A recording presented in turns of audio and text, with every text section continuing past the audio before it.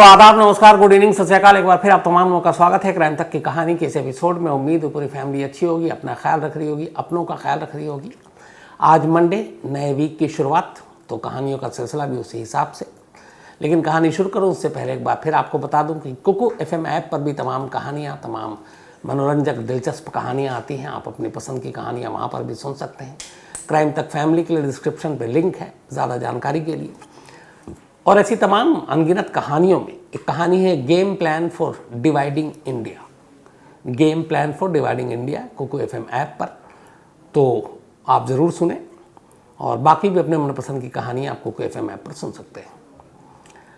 अब आते हैं आज की कहानी के ऊपर। आज की कहानी खूबसूरत कश्मीर की कहानी है। कश्मीर में एक जगह है सोपोर। सोपोर में एक परिवार रहा करता था, मुबीना का परिवार। मुबीना एक पढ़ी लिखी लड़की, घर सब कुछ ठीक ठाक।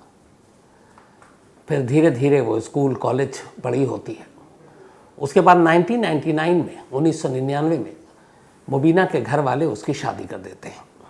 और शादी होती है एक फ़ौजी से, तारिक अहमद शेख, इस फ़ौजी का नाम, जो कि Jammu and Kashmir light infantry में पोस्टेड। तो मुबीना की शादी 1999 में, मई 1999 में इस फ़ौजी के साथ हो जाती है, तारिक अहमद शेख। अब धीरे धीरे शादी के दिन बीतते जाते हैं। दोनों खुशहाल खुश थे, सब कुछ ठीक चल रहा था। लगभग 4 साल बल्कि 3 साल बीत गया। तारिक अपनी ड्यूटी भी ठीक ठाक से कर रहा था, घर परिवार की भी देखभाल ठीक ठाक से कर रहा था। मुबीना भी खुश, तारिक भी खुश। लेकिन तभी 18 दिसंबर 2002, 18 दिसंबर 2002 की तारीख आती है और सोपोर में कुछ आतंकवादियों के हाथों तारिक अहमद शेख की मौत हो जाती है। तारिक अहमद शेख पर AK-47 से गोलियां चलाई गई और इसमें इस जवान की मौत हो गई। इस मौत के बाद मुबीना भी सदमे में, जो Jammu and Kashmir light infantry के उसके साथी, वो तमाम लोग भी शोक में।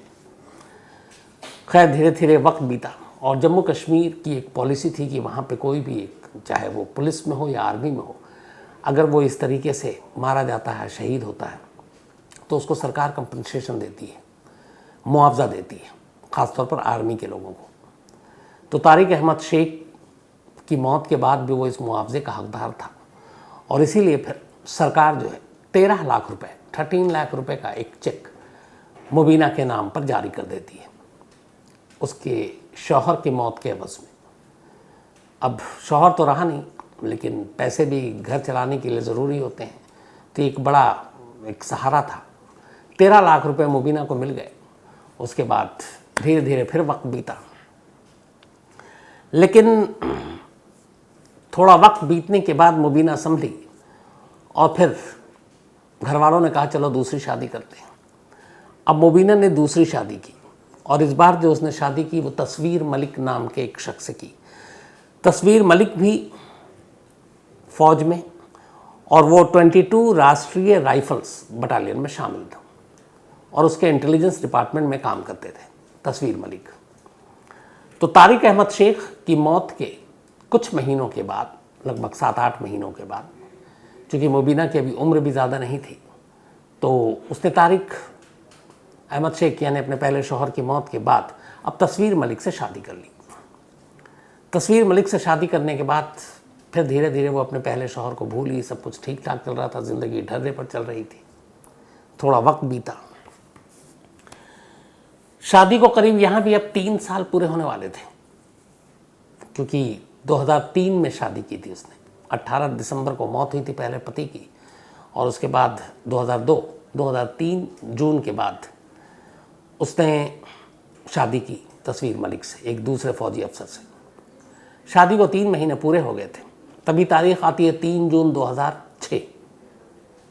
ठीक पहले पति की तरह शादी के 3 साल पूरे होने के बाद अचानक एक रोज़ एक आतंकवादी हमले में मुबीना के दूसरे शौहर तस्वीर मलिक की भी मौत हो जाती है। इस बार भी गोली AK-47 से मारी गई थी।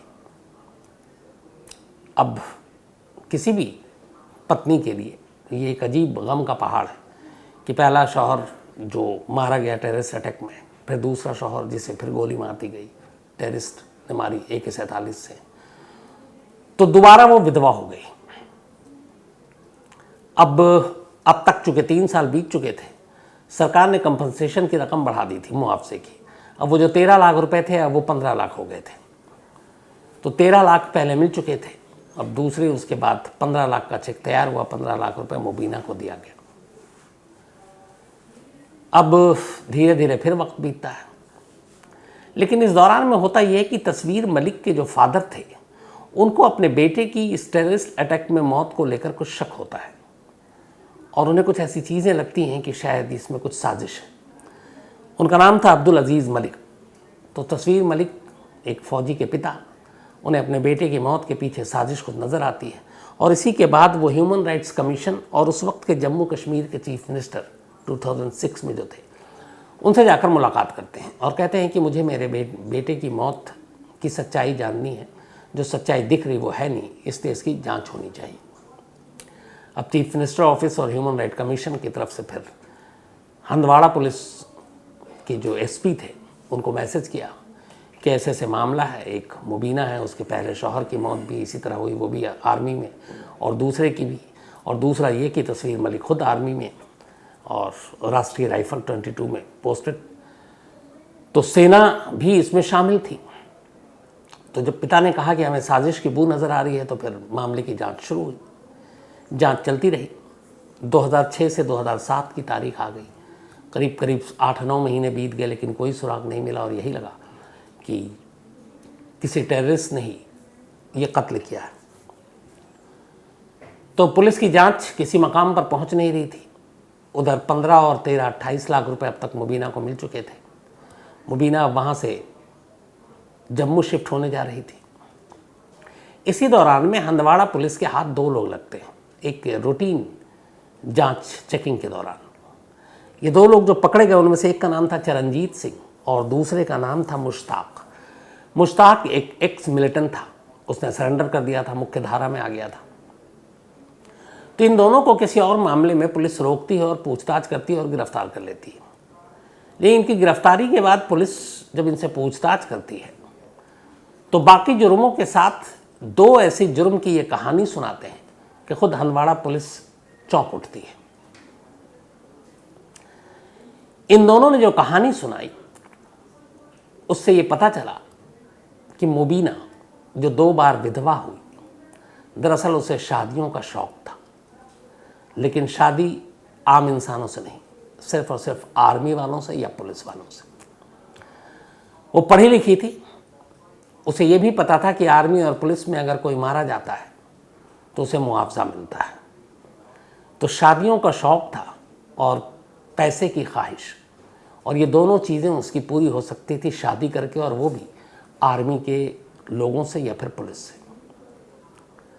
तीसरी चीज़ उसे ये भी मालूम थी कि अगर टेररिस्ट अटैक में कोई फौजी मारा जाता है तो उसे जो मुआवजा मिलता है, तो आमतौर पर ऐसे केस की जांच सबसे आसान तब हो जाती है जब ऐसे हमले में किसी को मारा जाए तो गोली AK-47 से चलाई जाए, AK-47, क्योंकि आमतौर पर मिलिटेंट और कश्मीर में जो एक्टिव मिलिटेंट वो AK-47 का ही यूज़ करते हैं।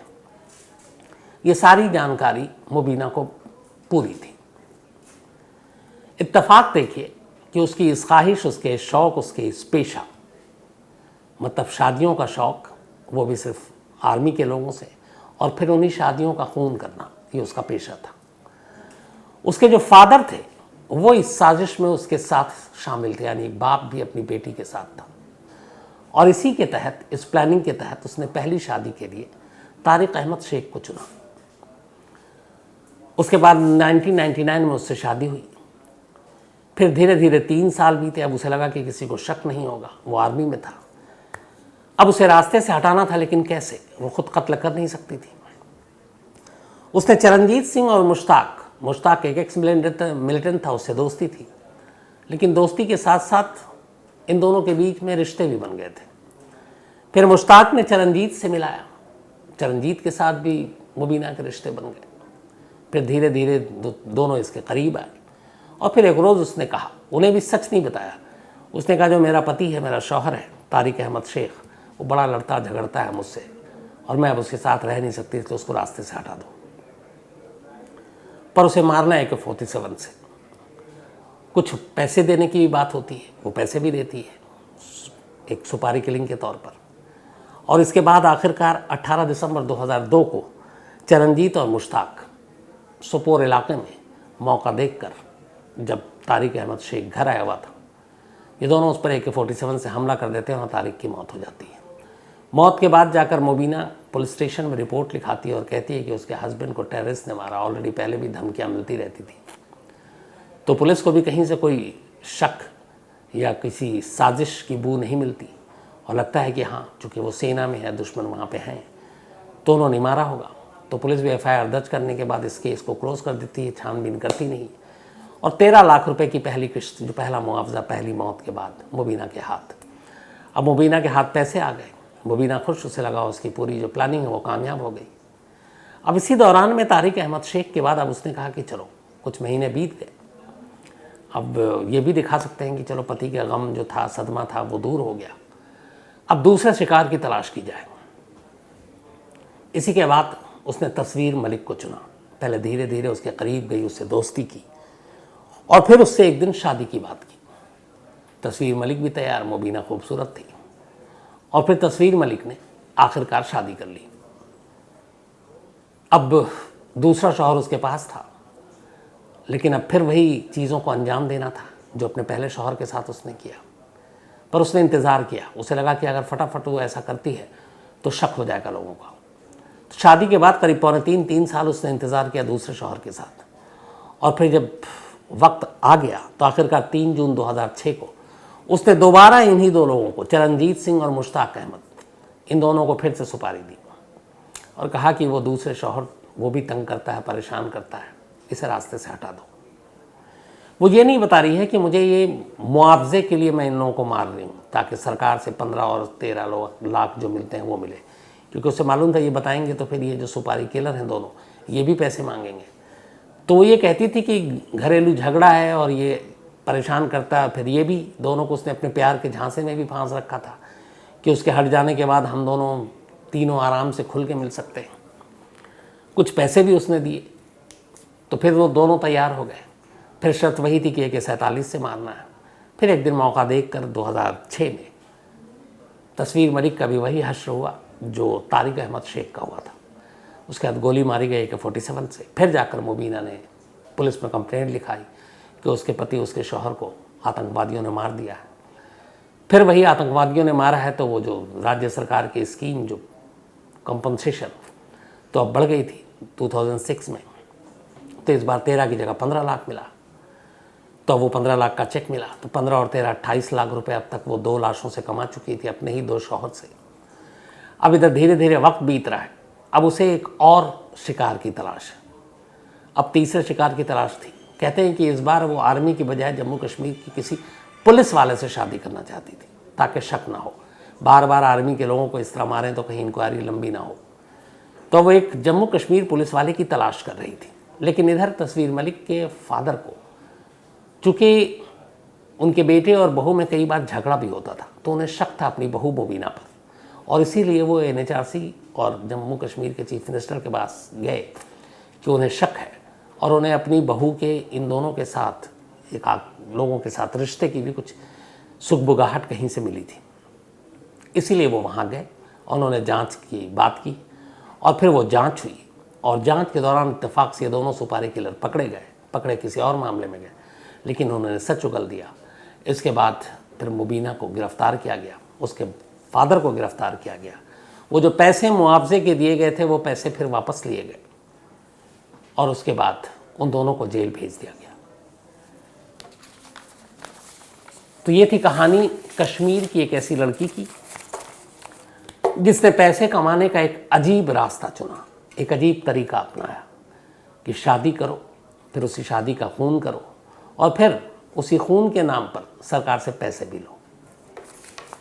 तो कहानी का सिलसिला अब ख़त्म, लेकिन आगे वही अपना सिलसिला बढ़ाते हैं। आज अमित त्यागी, इनका जन्मदिन है, तो हैप्पी बर्थडे अमित। और फौजिया ने भेजा है इसके अलावा यासीन पठान, इनका भी बर्थडे है, तो हैप्पी बर्थडे यासीन। प्रीति जायसवाल, हैप्पी बर्थडे प्रीति, और इनकी सिस्टर सुधीर कुमार की सिस्टर हैं ये। पिंटू सिंह का भी जन्मदिन है, तो हैप्पी बर्थडे पिंटू।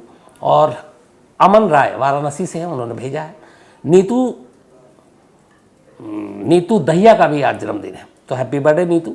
और रोहित दहिया ने भेजा है, हालांकि कल था तो बिलेटेड हैप्पी बर्थडे। इसके अलावा सुनील सिंह बिस्ट, इनका भी आज जन्मदिन है, तो हैप्पी बर्थडे सुनील सिंह बिस्ट जी। और प्रियंका जी ने भेजा है, उनके पति हैं ये चंडीगढ़ से। अतुल, इनका भी आज बर्थडे है, तो हैप्पी बर्थडे अतुल। और ये बेंगलोर में रहते हैं, कल था तो बिलेटेड हैप्पी बर्थडे। और शोभा शर्मा ने भेजा है नेपाल से। साथ ही पिंटू चौधरी का भी जन्मदिन है, तो हैप्पी बर्थडे पिंटू चौधरी साहब। और सुधीर ने भेजा है। इसके अलावा छोटे लाल यादव, इनका भी आज जन्मदिन है, तो हैप्पी बर्थडे छोटे लाल यादव साहब, वाराणसी से हैं ये। और खनक, बल्कि खनक, इनका भी आज जन्मदिन है, तो हैप्पी बर्थडे खनक। और देव मंजूकिया साहब ने भेजा है, उनकी बिटिया हैं ये। इसके अलावा उस दिन मैंने आपको कहानी सुनाई थी बिल्किस बानो को लेकर, बहुत सारे लोगों ने अपने मेल लिखे, और जो लगभग 99.9% लोगों की राय यही थी कि यह फैसला गलत है। बहुत सारे लोग हैं, मैं हर एक का तो नाम नहीं ले पाऊंगा, लेकिन जिन जिन लोगों का ले पाऊंगा: चित्रा गांधी जी, प्रियंका गुप्ता घोष, धामू चौधरी, अविनाश सयारे, जयदीप भालिया, सलमान शरीफ, मनप्रीत, बल्कि हरप्रीत किट्टू, विजय भारद्वाज, राजकमल जांगिर, जयंत भागवत, इसके अलावा मनोज लुखार, अनुभव कौशल, अमित सोलंकी, जोगेंद्र, ऐसे तमाम लोग थे जिन्होंने ये लिखा। इसके अलावा साजिद हुसैन, गौरव चंद्र ने कहानी की फरमाइश की है। Chandraraj, thank you so much आपके मेल के लिए। राम स्वरूप इंदौरिया ने कहानी की फरमाइश की है। अमित मेहता जी ने कहानी की फरमाइश की है। संदीप बनर्जी साहब ने भी एक कहानी की फरमाइश की है। भारत चौहान है। इसके अलावा नरेंद्र चौधरी, नरेंद्र चंद्र जी हैं लखीमपुर खीरी से, तो thank you so much Narendra Chandra ji कहानी सुनने के लिए। और यश सूर्यवंशी ने भेजा, उनके पिता हैं ये। ओम प्रकाश स्वामी जी ने भी एक कहानी की फरमाइश की है। इसके अलावा नीलेश कुमार ने भी फरमाइश की है। सुफियान अंसारी और Khizar, thank you so much. इसके अलावा आशीष सक्सेना, थैंक यू आपका भी। तो जो भी फरमाइश है वो भी बारी बारी से पूरी होगी। आज कहानी में इतना ही। अब आपसे मुलाकात होगी कल रात 9 बजे किसी नई कहानी के साथ। तब तक अपना ख्याल रखिएगा। Thank you very much.